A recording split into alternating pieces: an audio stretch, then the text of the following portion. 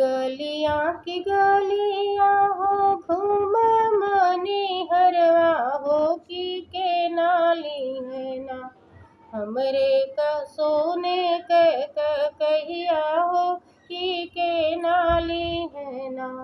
अपनी महलिया से बोले शीतला मैया हो कि हम ले बना। तोहरी सोने की कहिया हो कि हम ले बना। तू तो हो मैया जन्म भिखारी हो कि कैसे देहू ना। हमरे कही कदमवा मैया कैसे देहू ना। जिक्रे तेरी आवा के बक सब गोदिया हो कि है दी है ना। हमरे कही कदमवा हो कि है दी है ना। अपनी महलिया से बोले सातो बहनी हो कि हम ले बना।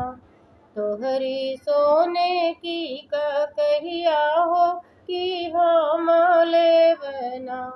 तू तो हो मैया जन्म भिखारी हो कि कैसे देबू ना। हमरे कही कदमवा हो कि कैसे देबू ना। हमरे कही कदमवा हो कि कैसे देबू ना।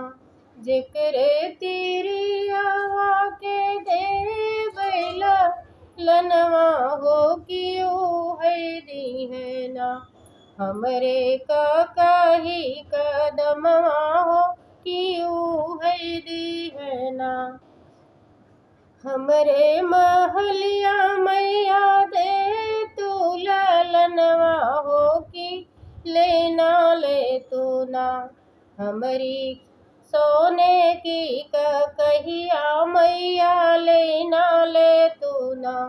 हमारी महलिया मैया दे तू ललनवा हो कि लेना ले तू ना। हमारी सोने की कहिया मैया लेना ले तू ना।